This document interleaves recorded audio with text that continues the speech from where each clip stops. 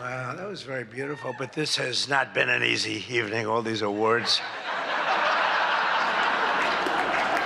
Do I have a say in those awards, all those awards? But it's great to be back at a place that I know very well because I built it.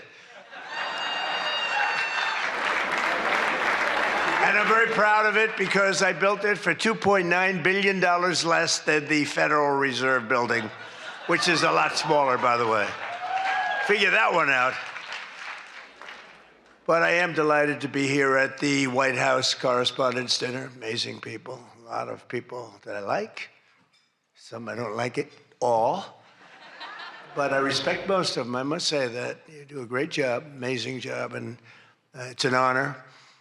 As I said 3 months ago, the show must go on. We were backstage, and we both wanted to just have it go on, whether it was 2 o'clock, 3 o'clock in the morning, it didn't matter. But in the end, it made more sense to do it the way we're doing it. And we had a great news conference at the White House, in a very important room. And you did very well. I think we all did very well. It was a hell of an evening, I can tell you that. Won't soon be forgotten. And I think a lot was learned from that evening. A tremendous amount was learned about security and about other things, the dangers of what we all do. But just like my presidency, the second time is always better. It's always better. And the third time will be better yet. I'm only kidding.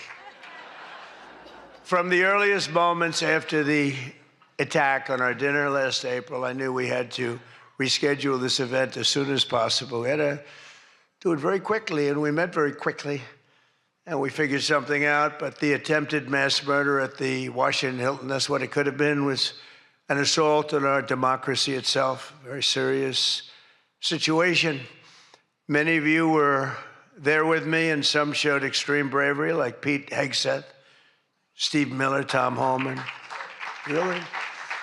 They were standing on tables, and most of you were under the tables, okay? But they did. They showed. I saw every one of them that was standing up in those tables. I didn't know if they were brave, if they were smart, if they were stupid as hell, but they were on those tables in some cases, and there were a lot of different feelings going on in the room at that moment.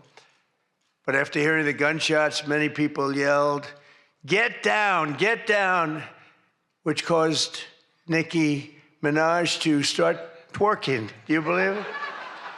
Get down. She's the only one that really understood what that meant. It's quite an evening. But tonight we come back together to answer that heinous attack with unwavering resolve.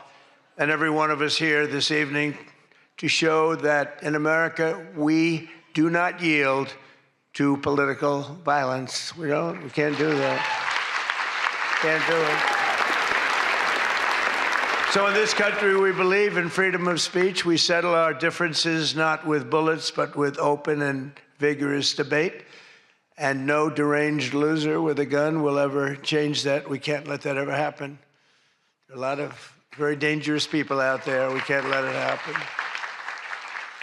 I want to begin by expressing our gratitude to the incredible men and women who put their lives on the line every day to protect my family and myself, all presidents, and lots of others. That's the United States Secret Service, so I appreciate it very much. And Sean and the whole group, amazing job. Amazing job. In recent months, they've repeatedly responded to threats with speed and professionalism and extraordinary courage, and there is no better example of that than Officer Victor Gonzalez, who we just met. It was amazing. What he did was amazing.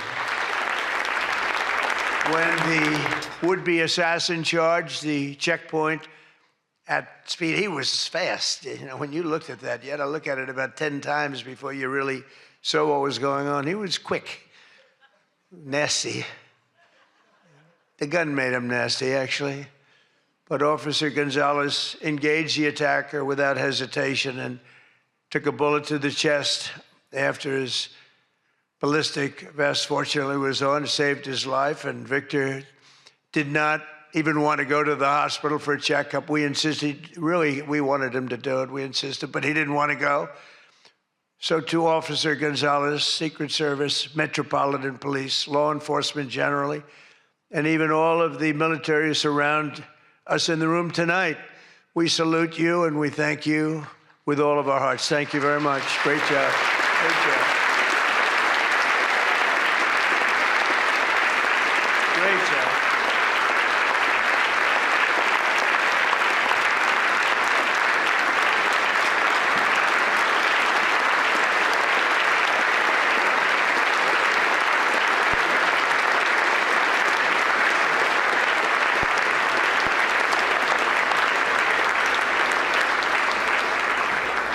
These are great people. So this evening we're picking up right where we left off, so let's have a little bit of fun. You know, I said, what do we do here? Is this supposed to be fun? Am I supposed to be serious? Am I supposed to be a comedian? So I guess you said maybe a little bit of everything. I know one thing, I could never have done the speech that I had ready just a short while. Oh, that was going to be a doozy. I was so psyched. I was going to rip people. And I don't know, just something changed. It's really for the better, but I just wouldn't want to do that. But we'll do a little ripping if you don't mind. But it is true. I said, how do we handle this? It's going to be a different kind of an evening, and it is. And in many ways, it's a more beautiful evening, actually. Everyone's looking really good tonight, and I know it was not easy finding shoes to go along with your bulletproof vest, which many people didn't want to wear because they'd rather die than look 20 pounds heavier. You know that, right? We have that a lot. They put one on me. I said, are you sure I'm not wearing this? No, you look exactly 20. They say, sir, it's about 21 pounds. They said, not good. But I want to thank the outgoing president of the White House Correspondents Association. Now, she won't admit it, and she should not admit it, but we sort of became friendly. You know, in times of stress, on occasion, you become friendly. I have a lot of respect for Ouija, and I tell you, we went through a little bit of a war together. It turned out pretty good. It turned out pretty good because of a lot of good people. They stopped the tragedy, so I want to thank you very much. Fantastic job.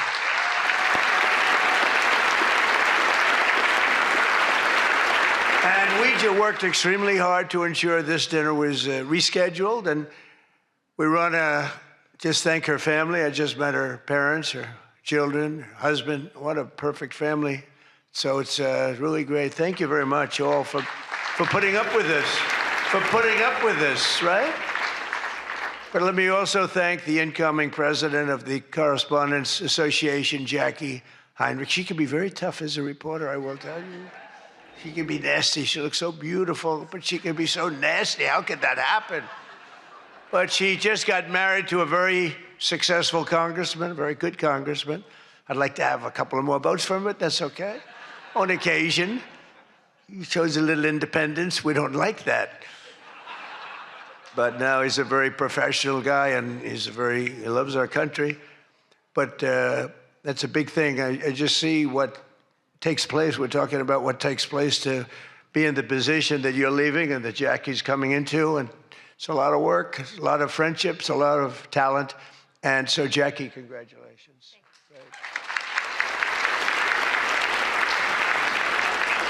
And congratulations are also in order for our favorite White House press secretary, Caroline Levitt, who just had her second child. You and your husband. She's great. She's done a fantastic job. We all love her. She's done a fantastic job. She is another one. She can be nasty. But sometimes she has no choice, right?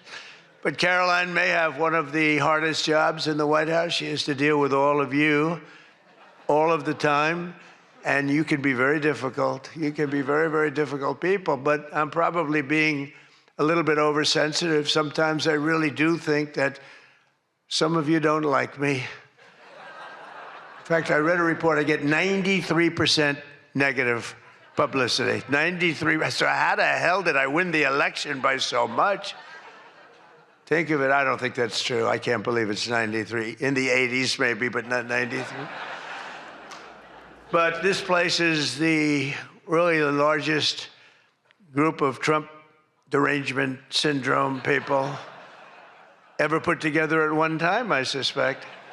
Some of you are lucky that our last dinner was cut short because I had brought with me what would possibly have been, I'm telling you, I had something. I was going to go after you. I feel so badly doing this. It's going to be such a letdown. Oh, yay. But your lives were really in danger the last time for an opposite reason. But on the plus side, your careers were saved, and we have we really do. We have a complete and total. I love the words complete and total. They say, but it means almost the same thing. I said, it doesn't matter when you say it. It's called emphasis. It's called emphasis.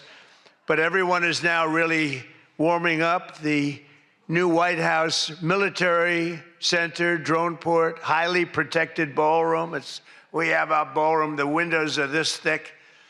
I said to the people, well, if a bullet hits, what happens? Nothing. Nothing. It bounces right off, sir. This is the greatest bulletproof glass. I said, AK-47. That's supposed to be a big one. I don't know so much about the guns. My sons know a lot. But I said, I know it's big. What would happen? They go up, meaning it can take more. I said, so if I'm making a speech and I hear that pinging sound at a window, what would I do? Sir, leave the room right away, but you're going to be safe. We're building something that's going to be amazing. And in light of what we went through, I think people understand it. It's going to be amazing. A phenomenal, one of the biggest drone ports anywhere in the world, right on the roof, right protecting the White House, not only the ballroom. And what's underneath, it's supposed to be a top military secret, what's underneath, but then you get sued as usual, and you have to reveal that you're building this unbelievable situation downstairs with room after room of very complex stuff. It was the military's dream to have it built. I wanted to have a ballroom because for 150 years they wanted it. And then the generals came to see me and they said, sir, you're building something. This gives us an opportunity to do something that will be so unbelievable, never happen again. Because there's very little built under the White House, very hard to build under a very fragile building like that. It's very fragile, it's old, and a little different construction standards, frankly. And this is an opportunity for us to build something very powerful. I said, let's keep it secret. They said, no, we're telling you, sir, let's keep it secret. And then we get sued and we revealed every room, We told the people that did the suing, they're not good people. We told them, we said, you're being very unpatriotic when you bring a suit like this, but it is what it is, but it's really going, it's moving fast. We're ahead of schedule. We're right on budget. And it's going to be something like, I think, no country has. I just visited China. They have this magnificent room, the Great Room. They call it the Great Room. It's a great room, but what we have is going to blow. There won't be anything like it. It's going to be fantastic. And with all of the things that are going along with it for safety and security of future presidents. I'm only going to be using it for about 6 months, assuming we finish it right on time. I get to use it. Somebody said, he's building it for himself. I'm building it for the future. I'm not building. I use it. Now, had I not gone down 6 or 7 stories, then in that case, I would have been able to get a couple of years out of it. But that was far more complex, what we did downstairs, than what we do upstairs. So we're very proud of it, though. It's going to be amazing. And I think I was just telling the whole group sitting at the table, we were talking about it. I said, I think, it's White House Correspondents, so I don't see any reason why you wouldn't be able to use that. It's going to be very large and very beautiful and very safe, and that's what you need. So I was thrilled to see that after witnessing the attack, even Democrat Senator John Fetterman told his fellow Democrats to drop the Trump derangement syndrome and build the White House ballroom. But it's much more than that. It's something that you're going to use. I predict that you're going to end up using it, and a lot of people are going to end up using it. They're going to be as safe as you can possibly be. But despite everything that happened at the previous dinner and all of the dangers involved, I'm told that this is still the hottest ticket in town. This ticket to get in tonight because it's a smaller room. It's a beautiful room. It's a luxury room. See those beautiful chandeliers? I can tell you everything about them if you'd like to know. See that beautiful Capitol above? See the beautiful Capitol? See everything, the brass. Those chandeliers are great. I'm looking at it, I'm saying, I wonder if I could, I sold this building. And they're doing a nice job, but they're nice people. But I'll tell you, I'm looking at it, I'm saying, I wonder if I could walk out with those chandeliers, because you can't buy them. They're very special. I won't tell you the fact. I won't mention that they're Czech crystal, because I'd like to say everything's made here, but they are Czech crystal. And they are beautiful. And the Waldorf people are doing a really nice job. We're proud of them, actually, because, when I left town, I was a little angry. I was a little bit angry. I was offered a nice price. I said, I'm getting out of that place. And then I said, let's make a comeback. And but I was very proud of this building. This building was hot. Remember the lobby floor? 82,000 feet. For those in the real estate business, 82,000 feet. That's a major floor. That thing was packed every single night. It was packed, mostly Republicans, I would say, but it was packed every single night. It almost brings back memories. But I left town, and I have just had nothing but good experience. And this might be the best experience of all, having all of these incredible people in this room. It's a great feeling, frankly. It's a great feeling. But tonight's event, thank you. But tonight's event is even crazier than the last time. In fact, it's so successful that I've been informed by CBS News' David Ellison, who's going to do a fantastic job. He's the owner. He bought it, spent a lot of money, and he's going to make, I think, fantastic changes and keep some of the great stuff going. But that next year they're going to call it the Trump White House Correspondents Center. He told me that, and I like that very much. We're going to change the name of it, okay? Oh, it's going to be so hot, just like our country is hot. We are hot, by the way. But to be honest, it's just about the only way that they're going to ever get me back here. You're going to have to change the name of the dinner. But how's that one going? Not too good. I hope that everyone finally got to enjoy their entire, very delicious beef tenderloins, very special beef.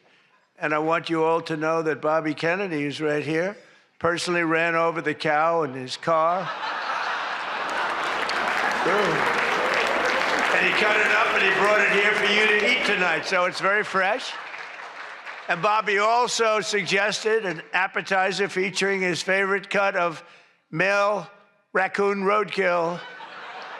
But we drew the line at that, Cheryl. We said, no, we're not going to do that. We're not doing that. We love Bobby. I'll tell you, it is a piece of work. You think it is fun, but he is a very different kind of a person, I will tell you. But he has what it takes, and he's smart, and he loves the country, and he wants people to be made to feel good. You agree with that, Bobby? He wants people to feel good. And he's doing a fantastic job. Thank you, Bobby. Thank you. We can joke all we want, but thank you. A lot's happened since the last time we were all together. Last month, we hosted one of the most incredible sporting events in world history at the White House, the UFC Freedom 250 fight, the UFC fight. When I announced that we're going to build a boxing ring right outside of the front door of the White House, that took a lot of heat. But it turned out that was, they say, about the most viewed fight in history. It was beautiful. So many things happened. It was supposed to rain. We're going to do it the week before, and the weather was beautiful. And the weather came, and it went, and now we came up to Wednesdays. They said, sir, this was on a Sunday night, replacing 60 Minutes, which is nice and unusual, because usually it's Saturday night. And they said, sir, this was from Wednesday on. Tell me about weather, right? Sure, it's going to rain. I think you're going to have to. It's going to be one of the worst storms that we've seen in a long time. It's coming up the coast. It's going to hit you on Sunday night. It's going to be a disaster. I'm saying, can you believe? And you saw the ring we built, Dana White, the great Dana White, and everything. We had the best fighters in the world. Turned out we had the best fights that most people have ever seen, including me. It was just a miracle. But what happened is we're waiting for this rain to come all day long, and it's coming, and it's horrible. And it's 8 o'clock, and we say, I think it hasn't rained yet. I said, maybe we should postpone it an hour. Maybe we should make it the next day. We didn't know what to do. And finally, we just said, let's just have it. and it never rained. It was perfect. In fact, the week before it was 92 degrees. It was nice, but this was like 72 degrees. And the rain was coming, and it came right over the White House, and it was like, thank you very much. It went like this. And other areas were drenched a few miles away. We didn't have a drop of rain.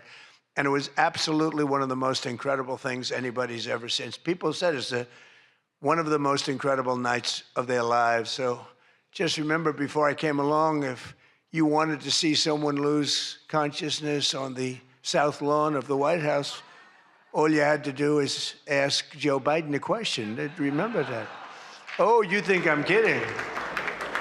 But the big fight was such an amazing success that tonight I'm pleased to announce that we're going to host an even bigger one right in front of the White House. Every Friday night, every Saturday night, we're going to have fights in front of the White House.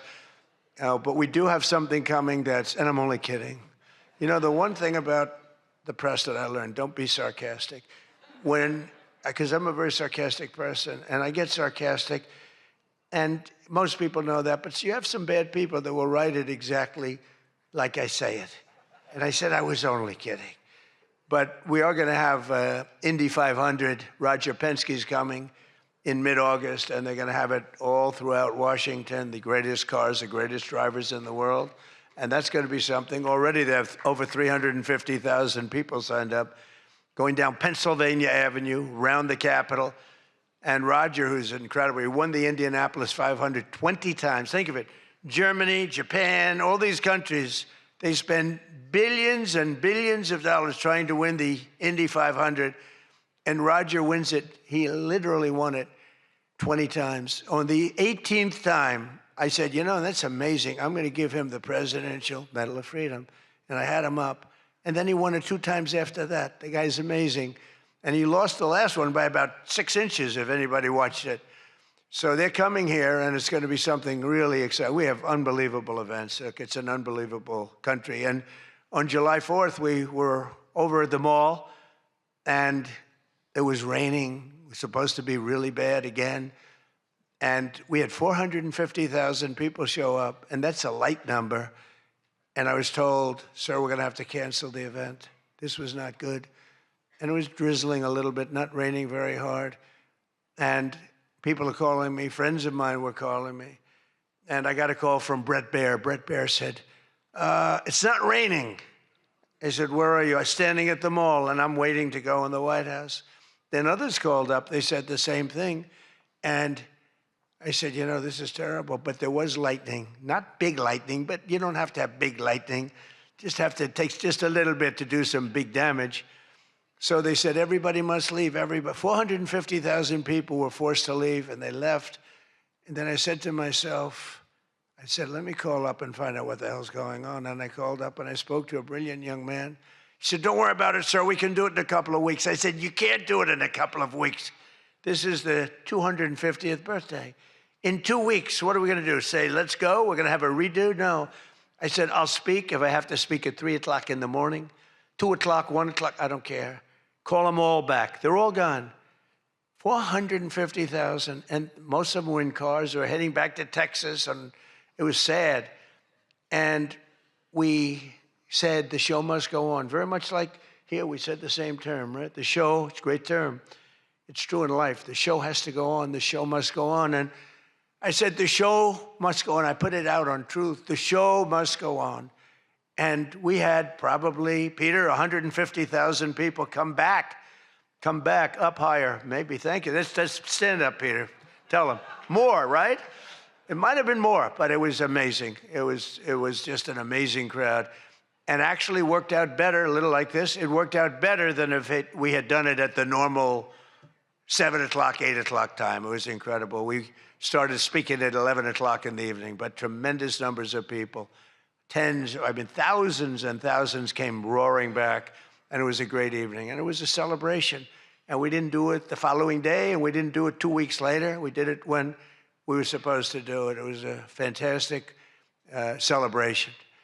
But I can exclusively reveal to you this evening that for the heaviest of the heavyweights, we will have sloppy Chris Christie, one of the sloppiest human beings you'll ever meet, fighting, I would say, I could mention the governor of Chicago, but I'm going to mention instead Jerry Nadler. And they're fighting for a big piece of cheesecake, big fat piece of cheesecake. Who the hell wrote that line? But it is true. And then you have a Congresswoman, Alexandria Ocasio-Cortez, AOC plus 3. That's her 3 friends, right? AOC plus 3, and I watched her give that answer when she was over in Europe. It was not a good answer. If I ever gave that answer, I would be out of politics. Remember, you cannot have a 19-second wait time to answer really a very quite simple question. But we'll then have a rematch against an extreme, simple question on a foreign policy from Munich Security Conference. It was a big security conference, and this was our first time up in terms of that. And we had a sort of little preview, and then Anderson Cooper is going to fight Lawrence O'Donnell. I'm not a fan of Lawrence O'Donnell. I like Anderson, actually, because he's covered me well for many years. Then he went bad as soon as I went for politics. But for years, he loved interviewing. I did so many interviews with him, and he was great. But, you know, he's got a little different persuasion than me in many ways, actually. And Lawrence O'Donnell, never liked him, never thought he had any talent. But he's still making a living, so I can't knock it. But we had a contest for who had the lowest ratings and the lowest IQ on television. And that was actually Don Lemon, I think. You know, when I said that he's the dumbest man on television, I said, you know, when you say some things, you never make a comeback. It's not like, oh, gee, hey, Don, let's have dinner some night. But I know what I'm saying. And then you have Bette Midler and Jane Fonda actually held a concert to protest the first UFC fight. They didn't want to see the fight. And very few people want. They held an event. Like 3 people showed up. And given the choice between seeing some of the really beat-up faces of the UFC, almost everyone chose the people in the UFC. It was between the 2 of them or the UFC. And what about Bruce Springsteen? What the hell happened to that guy? He looks like hell. I don't care what anyone says. I'm not supposed to say. I'm sure he doesn't like the way I look, but I don't look so bad. But at a recent concert, Bruce, all he did was talk politics. He ought to run for office. That'd be interesting. But all he talked about, he made 4 political speeches in his 3-hour show. The tour has been renamed Bored in the USA. And his new song was so bad that Chris Christie, who's like a fan, you know, he goes out and tells everybody how he hates Chris Christie. Keep that guy out of my... And I see Chris Christie there again, high-fiving Bruce Springsteen in the aisle. And Bruce Springsteen saw him and didn't even lift his hand up.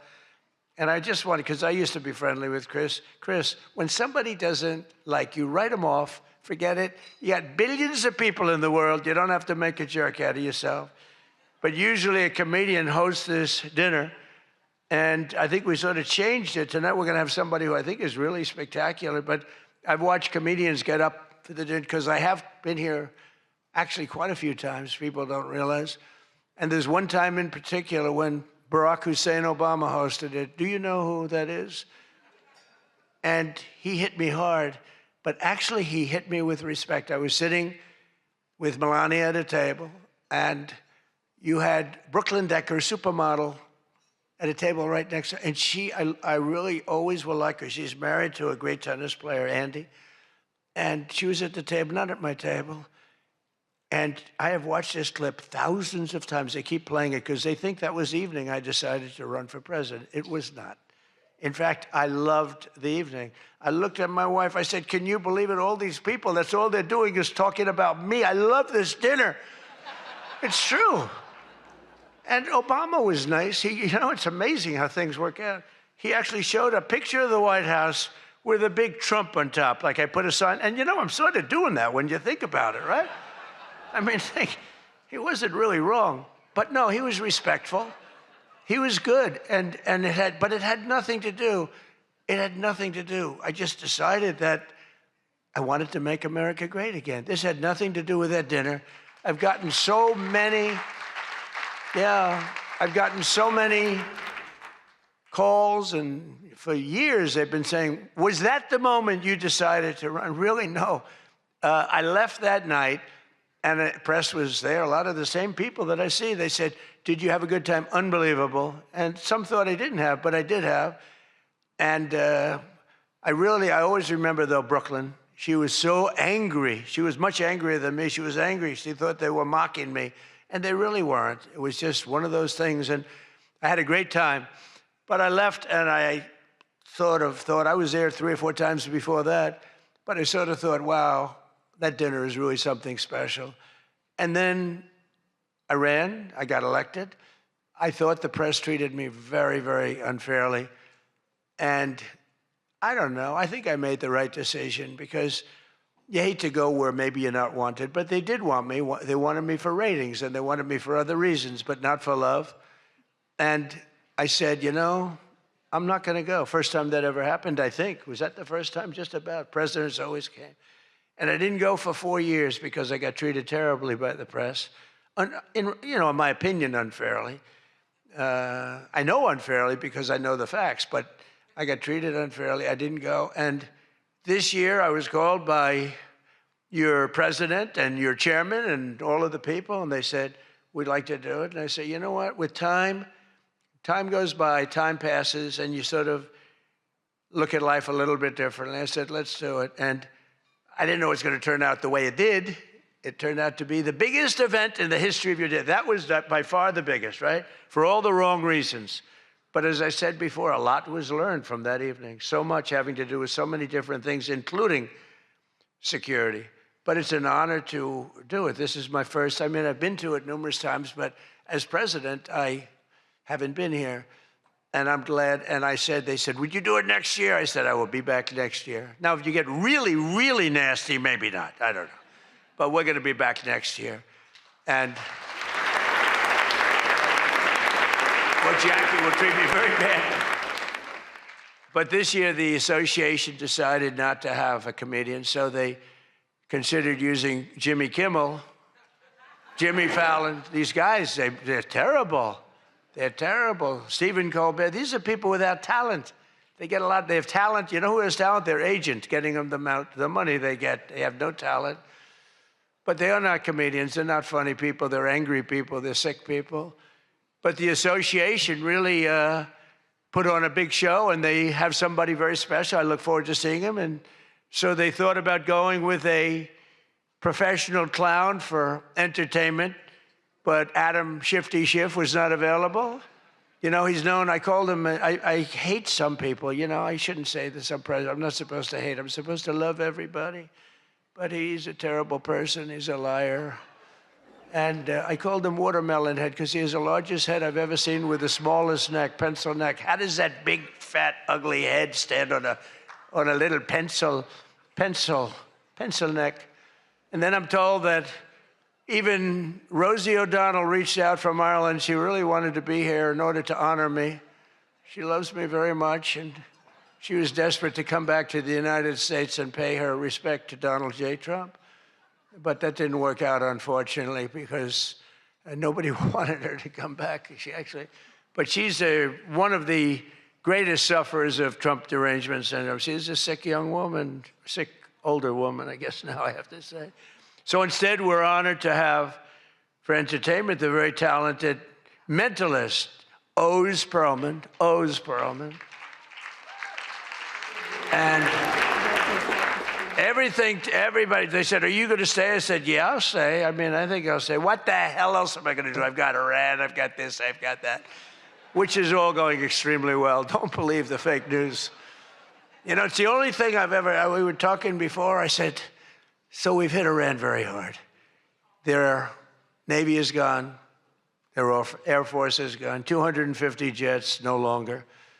159 boats, good boats. In fact, I said, why the hell didn't we keep them? We could have used them. But 159, but all at the bottom of the sea. They have no radar. They have very few drones left, despite what you see. And every once in a while, they're going to set some things up, but they don't have much left. And by the way, they are talking to us right now. They'd love to make a deal. I don't think they're ready to. I don't think it's time yet, but I'm willing to listen. But they cannot have a nuclear weapon. We don't want to see Washington, D.C., or any of our cities, or Israel, or frankly, the Middle East, destroyed with a nuclear weapon, because I know the power of nuclear weapons. I see it. I get to see it. We're not going to let that happen. So this is all about, we will not let them have a nuclear weapon. And they would use it. They would use it if they had it. But Oz, I do have one question about what happened that time, because he was there. How the hell did you not see that coming? He sees everything. He sees everything. He's telling me about your grandmother and your this. Why the hell didn't you? We got to ask him that question when he gets up here. Why didn't he see that coming? But of course, this evening, it's really all about the fake news media and your handling of prizes, and writing and producing and performing made-up stories like the Academy Awards. You know, Academy Awards used to be the epitome of ratings. Outside of the Super Bowl, it got the second most ratings. Now it's down in the dumps. Nobody wants to watch it anymore because they took on Trump. They hit me all night long. They hit me. The winner is so-and-so. I want to talk about Donald Trump. I hate this man. Nobody wants to hear this stuff. Right, Peter? Nobody wants to hear. You ever see the ratings? They used to have 48 million people. Now they have 2 people watching. But they'll learn their lesson. But I want to personally congratulate CNN's Caitlin Collins on receiving her award. It was all about me. It's a fake. She shouldn't get the award. It was a fake. But I didn't mind. I said, Caitlin, congratulations. But it was fake. There's no question about it. But she's a young, attractive woman. She never smiles. I said, Caitlin, do you have a smile? Smile. You have a nice position. You're at CNN Fake News. You should be a happy person. So smile, Caitlin. Just smile. But we attack, and I thought Caitlin had really made it big with a major new sponsorship, but then I informed her that it wasn't her on the Bud Light can, it was Dylan Mulvaney. And Dylan Mulvaney cost Bud Light $35 billion in market cap. That was the worst commercial ever made, by the way, for those few people that want to hear that. Most people don't care, but I would. I wouldn't want to hire Dylan anytime soon. Think of it, they hired Dylan Mulvaney, and their market cap has gone down by $35 billion. Who wrote that commercial? And then you have writer Josh Dorsey. He also received, he's been killing me for years. No, he's been, and yet tonight he shakes my hand, he hugs me, everything nice. He kills me. Josh is amazing. He writes more stories than any human being. There's nobody that writes more than Josh. He'll write 4 stories about me a day, all different subjects. I mean, I had the other day 3 stories, and one on the, he was upset about this. 1 was on page 7, 3 were on page 1. They were all written by Josh, but he's hit the big time, and he's a workhorse, and yet he's almost unhireable. You know, he's just one of these guys. Wall Street Journal's lucky to have him, but you really, it's unbelievable. He's almost unhireable. CNN is also here. And I'm very disappointed they didn't bring Fake Tapper, because he's had a rough couple of years, Fake has. You know, he calls me up every once in a while. If I pick it up, I pick up my phone. I used to go to this young lady. I'd say, any calls from the press? No, sir. I said, oh, now I'm the president of the United States, right? I'd say to Stephen Chung, is Stephen here someplace? Where's Stephen? He's one of the toughest human beings I've ever met. Don't ever wrestle Stephen. You'll be in big trouble. But I say, Stephen, let me ask you, did the press call? No, sir. You know, when I was a developer, I'd get a call every half an hour. For whatever reason, I always got disproportionate press. So I said, Stephen, nobody called? No, sir. 2 hours later, I say, hi, Steve, how are we doing? Everything good? Anybody call? No, sir, no press calls. I say, I'm president. Nope, they never call. So this went on for about a week. I'd say, Caroline, did the press call? No, sir, no calls. I said, nothing. It's over a week. I haven't received a call. So I said, you know what I'll do? I'm going to give the press my phone number. That was the stupidest thing I ever did. I'm getting a call every 3.7 minutes. Stephen, I don't know where the hell you've been, but the press calls, I'm getting calls, ring, ring. I was with somebody today.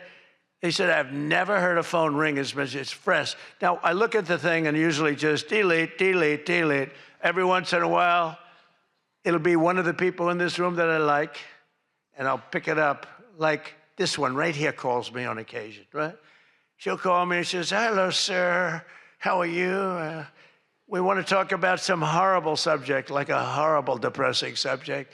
I say, Jackie, I don't want to talk about it. Congratulations, however, on your new marriage. But I don't want to talk about it. But it's true. And people call me now. And so for weeks I go, no calls. And I learned then that both of them, they feel that I'm doing a great job. And they feel I'm above it all. And that no person, hundreds of people call no person, is good enough to talk to Trump. And so we don't even bother telling you. That's not the way it works, Caroline. You have to let me know, because sometimes I do like to speak to the press, but now I have the best system I've ever had. It rings, and just so you understand, you're much better at putting your name, because if there's no name, I just can't do that. You know, I pick up every once in a while. Hello, I'm from Reno, Nevada. We're a startup paper. We're calling it the Reno Express. I said, do you believe I'm the president of the United States? Mr. President, could I have your views on Iran? And I just hang up. No, I get the craziest calls. I mean, some of them, my wife said, I can't believe you do this. This is a hell of a way to live. But sometimes they get calls from very important. Sometimes I can straighten out stories that are going to be fake, and I can make them from a fake story to a good story. I always find that when you don't speak to the press, you always get a bad story. When you do speak to the press, you have a shot at getting a good story. Oh, look. No, look, if I were a reporter, and let's say I'm a big reporter, I work for the failing New York Times, or I work for, well, I don't know, do they ever come to these dinners? Didn't they cancel out a long time ago? Big mistake. They should be here. But I get a call. I've always found that, you know, speaking to them, you just do better. You do better when you can, when you have the time. You speak to the reporter. You treat the reporter with respect. Sometimes now there are reporters where it doesn't matter. You can be so nice to them, it doesn't matter. You get treated unfairly. But you have a lot of great reporters where when you speak to them, you can get your point across, and that's a good thing. But some people say that Jake Tapper is a great investigative reporter in D.C., and that's why after moderating our debate, it only took him 1 year to break the story that Joe Biden might possibly have suffered from cognitive decline. It took him 1 year. He wrote a book about how great he was mentally, not too good. And I don't like Biden because Biden was very unfair to a lot of people. But Jill Biden insists that Joe would have beaten me in 2024, even though he was way down. She said he was way behind in the polls because he was seriously ahead. She felt he was going to win because he was seriously ahead on deceased voters. He was leading in the deceased crowd, and there were a lot of them. You're finding out there's a lot of them. Look at the numbers that just came out yesterday. And it's traditional that at least one or two potential presidential hopefuls attend the correspondents' dinner, but many of them seem to have really chickened out. I was disappointed that Gavin Newsom didn't show up. He didn't show up. He should be here. But I heard that he recently said that we will lose our country if we don't fight fire with fire. And to be fair, there's only one thing we know about Gavin, and that's that he definitely doesn't want to fight fire with water. He's got a lot of water he never uses. What a disaster. That should have never happened. But Gavin Newsom recently did a career-threatening, one of the worst interviews I've ever seen, where he said that he can't read a speech. He's incapable of reading a speech. He's a low IQ person. He's smarter, however, than all of the people in the room. And then he gets sued for being a racist, okay, when he said that.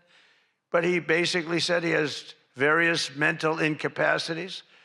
He has difficulty in various other ailments mentally.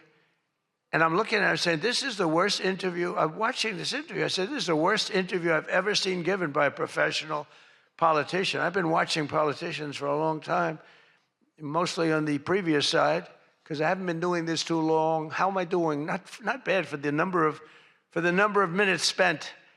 Not bad. But with Gavin, so he said that all these things, and I said, anybody running against him, all they have to do is take that one interview and you can't lose. I actually put out a statement that Gavin Newsom has come out and said he will not be running for president because nobody can say what he said about himself and survive.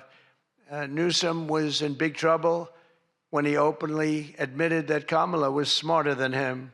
She said, Kamala is smarter. If Kamala is smarter than someone, you don't want that person to be president of the United States of America. Between California's policies of enabling wildfires, paying drug addicts to be homeless, giving free sex changes to illegals, and telling rich people they're going to take away, all of your money is going to be taken away. People are fleeing, and they're fleeing in droves. We can't have that in this country. It's becoming such a horrible and dangerous location that Ilhan Omar, one of my favorites, and her brother are thinking about moving together, very much in love. The video has surfaced recently of Ilhan giving a speech referring to World War II as World War XI. And they asked her about that. She thought she got it right. But I'm not surprised, because she's a low IQ person. And she's also a very dishonest person. And she ought to get the hell out of our country. She shouldn't be here. She shouldn't be in our country. She also calls her brother husband number one. Omar is reportedly being investigated for fraud. She revised her net worth. I was shocked to see that she was worth much more than $30 million. And then when the press got on her, she revised it slightly downward to less than 18,000. So she went from much more than 30 million to 18,000. And I know Democrats, and the word Democrat is something that's come into fashion.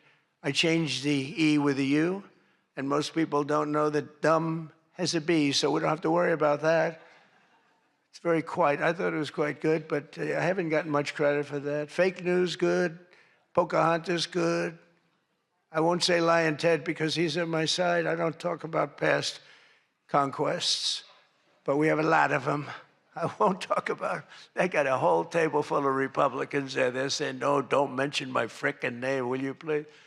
But we've had a lot of good names. But the Democrats are there to destroy wealth, and honestly, they've gone absolutely crazy. Gavin Newsom's not only a man who really wants to run for president, he's doing a bad job running a state. You can't have somebody like a J.B. Pritzker, who I understand is not present, sadly, but some people say, never use the fat word. And I don't. I would never call anybody fat. I have my own problems, It's not like I'm perfect. Sir, in the back, don't call him a fat pig, okay? I'm sticking up for him. Don't call him you. You can't do that, sir. You can't call J.B. Pritzker a fat pig, please. All right? Thank you very much. I appreciate it. Everyone's trying to figure out, who is that guy? Does he exist? But the nice part is when you do that, the press can't get you, because I'm defending a man who obviously has a problem. Actually, he's lost a lot of weight. I saw him recently. He lost quite a bit of weight. I don't know what the hell. He's got no chance, believe me. Anything he does, the family threw him out of the business. A number of other potential Democrat contenders sadly refused to show up tonight. We invited Elizabeth Pocahontas Warren. She's referred to Pocahontas because, in fact, I had to apologize. People came up and they said, we want you to apologize to Elizabeth Warren for calling her Pocahontas. And I ended up apologizing to the real Pocahontas. But Elizabeth Warren was supposedly of Indian heritage. And then she took the test, and she only had 1,024th Native American. And I said, you know what? I think I'm more of an Indian than she is. So this is what we have to deal with. But Senator Warren did not accept our invitation to debate. I wanted to debate her on various and sundry things, and she decided not to do it. And I decided to bury the hatchet. It doesn't matter. And well, I'm not going to say this next one. Do you want to hear this one? How bad? She wasn't high up on her totem pole. Who the hell wrote that? No, she's bad news. I wanted to make sure that Jack Smith, deranged Jack Smith, remember he went after me for about 2 years? How did he do? Not too good. I'm in the White House, and he's not doing as well. I was going to say he's in a different kind of a house, but he's a deranged human being. He's a bad prosecutor. Prosecutors are very important. A great prosecutor, a fair prosecutor, but that's the great prosecutors, the ones that are fair. They're very important to a country, but this guy was a deranged lunatic. Saw his invitation tonight. He was invited because, but I put it in a private text to Chuck Grassley. And Chuck saw him and he did a certain thing. And then one man that we had who should be here, he turned Palestinian. This was a man who was 100% for Israel. 100%. Chuck Schumer, crying Chuck. Remember, he cried at the airport over illegal immigrants. They were the fakest tears. There were people throwing water in his face. But now he's a proud, very proud Palestinian. In fact, I'm going to send him a beautiful Palestinian outfit tomorrow so he can greet Bibi Netanyahu when he comes to town next week, along with the mayor, who I'm sure would love to meet Bibi. They're not treating Bibi too well, but Chuck wanted to join us tonight, but he didn't want to be violating many parts of the Palestinian rules, regulations, and certainly he didn't want to violate Sharia law, his new founding. And all joking aside, I do think we need term limits in Congress. I think term limits are very important because I see what's happening. I see what's happening. The other day, a senator I knew got a text, a great guy, from his wife. And she said, when you get home, I want to have you immediately come up the stairs and make love to me. And he said, I can't do both. You know what? In other words, can't go up the stairs and make love. Does anybody get that? Well, I thought that was actually pretty good.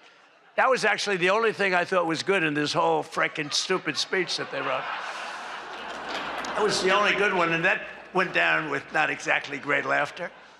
I think, in other words, you can't go up the stairs and make love, too, So we're looking for term limits. Does anybody understand this stuff? But I really do wonder whether the Democrats are trying to lose the midterms. In Maine, they nominated a guy with a Nazi tattoo. But don't worry, Democrats. Word is that Plattner's replacement, he throws bottles at women. This guy throws bottles. This guy's another lunatic, by the way. Although I think Plattner might have done surprisingly well because we're in the age of Trump. Call it what you want. People can do well today. Plattner, I don't know. But, people don't have the guts to stick it out, but it looked like he was guilty of a lot of stuff. He certainly didn't defend himself very well. In Texas, the Democrats are running a candidate named James Telefrico, who hates guns, hates oil, hates sex, hates women, and who said he is, quote, a Christian who hates Christianity. Other than that, I think his platform is quite good. And that means that he's not going to do very well against Ken Paxton, who hopefully in Texas is going to win. But Telefrico, he's Alfred. You know what he looks like to me? Alfred E. Newman. Do you remember Alfred E. Newman, Mad Magazine? I said, that guy is Alfred E. Newman. Can't imagine he'd win. Well, I have all of the press here in one place. I have to say that we're having an amazing load of accomplishments that the media never talks about. For example, under my administration, a once feared and powerful regime that relentlessly attacked America has finally been toppled. Their former leaders have been removed, and they're now being run by a gay dictator facing internal divisions. But I, for one, wish Barry Weiss all the best at CBS News. She's a wonderful woman. Most of the press lives here in Washington, D.C., and you should be thankful for me for what my administration and I have done to make our nation's capital, which was one of the most dangerous and unsafe cities anywhere in the world, one of the safest cities in the United States. Crime is down 88%, and our capital is shining again with 62 monuments, statues, water fountains looking more beautiful. The graffiti's all gone. The tents are all moved out of the parks. The fences are all done. Our capital looks like it's really in good shape. And people coming here, people in the White House, they work in the White House, they all say, young women, young guys walk up, they say, thank you, sir. 2 years ago, we lived in a dangerous city. We lived in a city where 150 people were killed a year. And now we have almost a crime-free city. Our National Guard has done an incredible job, and we've removed over 5,000 career criminals. We removed, there's one stat, I think it's a great stat. It's to me, it's fantastic. 2% of the people create 91% of the crime. That's something you can fix, and we fix it. We moved out over 5,000 career criminals out of Washington, D.C., and we have the greatest capital in the world. Again, it's beautiful, it's thriving, the restaurants are thriving. You couldn't get into a restaurant because they didn't have, all the restaurants were closing. And if you even got in, you felt unsafe.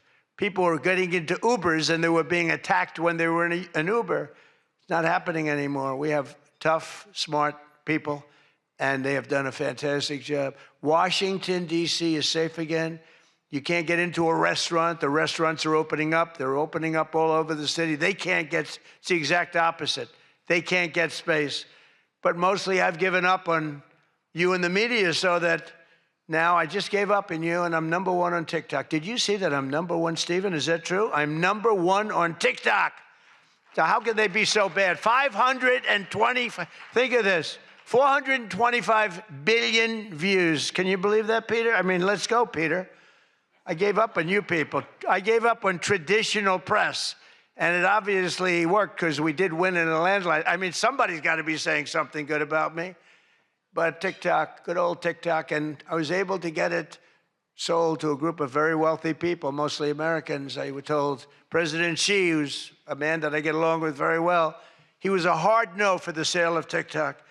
They all said he's a hard no. I said, well, let's put your group together. They put it together, billions, hundreds of billions of dollars. I called up President Xi. I said, President, look, these are American people. They're wonderful people. In fact, one of them happens to own CBS, actually. I mentioned his name. I said, these are wonderful people, and it'll be a good thing. Does it mean anything, President? It's nothing. It's nothing. They love your country. We'd love to see you approve the deal. And he goes, all right. That was it. It was done. And we sold TikTok. And he's a friend of mine. And he's not contributing to problems like other people contribute to problems. So we get along. But we made the deal. But #1 on TikTok is Trump, and that's probably why we won. But for all of the trouble that you give me a lot of trouble, a lot of heartache. I hope all of you know that I believe in the free press more than anyone in this room does. Maybe not quite. But that's why I'm proud to be the most open and transparent president in history. They called me that. You know who calls me that? Caroline. That's about it so far. Would anybody else call me that? I think Peter would call me that. Am I the most transparent? Biden never used to answer your questions. He'd ask Biden 20 questions, he'd never get an answer. Who's the most transparent president, Peter? Who? I look at him, it's the first time he's tongue-tied. I cannot believe it. Oh, he's not going to be happy tomorrow. But you people have no idea how lucky you are. When I'm gone, you're all going to be broke. Your business model is going to be finished. No, it's true. When I'm not around, you're going to be broke. There's not going to be anybody to report on. Nobody gives a damn about anybody else. The New York Times the other day had 5 stories about me. You know, before I got into politics, in my whole life, I had 7 front-page stories. This is years of success. I think 6 were good, 1 was bad. I had 5 stories, 7, 5 good. Yeah, I had a total of 7 stories on the front page of the New York Times. That's not bad. Now I average about 3 or 4 a day, all different topics, all bad, everything bad. But here we are. I mean, here we are. In fact, when I'm finished, I'm going right back to the Oval Office, so I have to be doing okay. But we are all doing good together. That's why tonight, to show just how much I care about the press, and I want to save your ratings, I'm pleased to announce my intention to, and this is somewhat of a scoop, my intention to run for a 4th term as President of the United States. I will be doing that. I will be having an official, in fact, I think I have, I won 3 times. Now I'm going to do it again. Thank you. I'm going to do it. Should be easy. I'm getting very good at running for president. No, I won 3 times, did very well the 2nd time, by the way. It's a rigged election, but we don't have to talk about it. You know, it's interesting, when you come back and you do a good job like we did, you don't care about it so much, but we do have to tighten up these elections because they really are in seriously bad shape. But On a serious note, I want to say once again, I just want to thank you all. It's been an interesting evening. I didn't really know what to expect, and it's far worse than I actually thought, but if you want to know that. But I didn't know exactly what to expect, and I've made a lot of friends tonight. I've made a lot of good friends tonight, probably made some enemies also, but it's been an experience that is something that we've all shared together, because we're all in this room tonight because most of us went through a period of trauma from just a short while ago. And, you know, some people said they wanted to come, but they were afraid to come, and you people weren't afraid to come. There were a lot of people that said, Jackie, they don't really, you know, they didn't have the courage to come. And we don't want that to happen. And I'm sure it's not going to happen. We're going to do things. Again, I want to thank our law enforcement, keeps us safe. All law enforcement.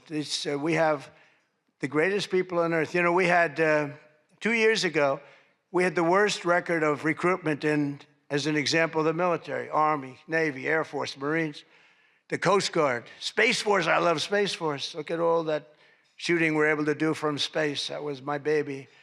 But all of the branches of, you couldn't get people to join. This was 2 years ago. And last week, you probably saw, some of you wrote the story, we have the single best recruiting of people into our armed forces than we have ever had in the history of our country. They are brimming over with great people. And that's a big statement. And that also goes for the police departments, where they were having a tremendous problem recruiting. You can't get into a police department now. If you're looking for a job, it's very tough. And that also includes our great fire departments, because people forget about them. They're unbelievable, the job they do. So I just want to thank you. Look, we're on the cusp of something big, and I call it, and this, I'm being very serious when I say this, that this is the golden age of America. We have $19.2 trillion being spent in our country. A record was China. I think it was 10 years ago, 3 trillion. Trillion is a lot. 4 years, they went less than 1 trillion under Biden. And we have 19.2 trillion. And this is a period of actually 13 months, not even current, because we're here a little bit longer than that. But that was as of reporting dates. $19.2 trillion is being spent. Factories are coming. Toyota just announced they're going to be building the biggest car plant in the world. They're leaving Mexico. They're coming here. Tariffs did that. Tariffs did that. And maybe November 5th did that too, the election. But our country is doing things that nobody's ever seen before. And it is true. We were, and you've heard me say this, we were a dead country 2 years ago. Other leaders would see me and they'd say it's a miracle. President Xi told me that a few weeks ago in China, and he's coming here on September, I think, 24th, coming in September, the end of September, going to be exciting. But he said the same thing. The King of Saudi Arabia said it. Everyone said almost the same words. We thought you were a dead country. We never thought you had a chance. You were never going to make it back. And in a period of 1 year, you made it the hottest country anywhere in the world. We all did that together. It's not me. We all did it together. And we do. We have the hottest country anywhere in the world, and we're going to keep it going. And I just want to say, it is the room. I have tremendous respect for the people in this room. Sometimes I don't feel you treat me fair, or maybe you do. I don't know. I don't feel that, but sometimes you treat me very fairly. And I have a lot of respect for your profession. Your profession's amazing.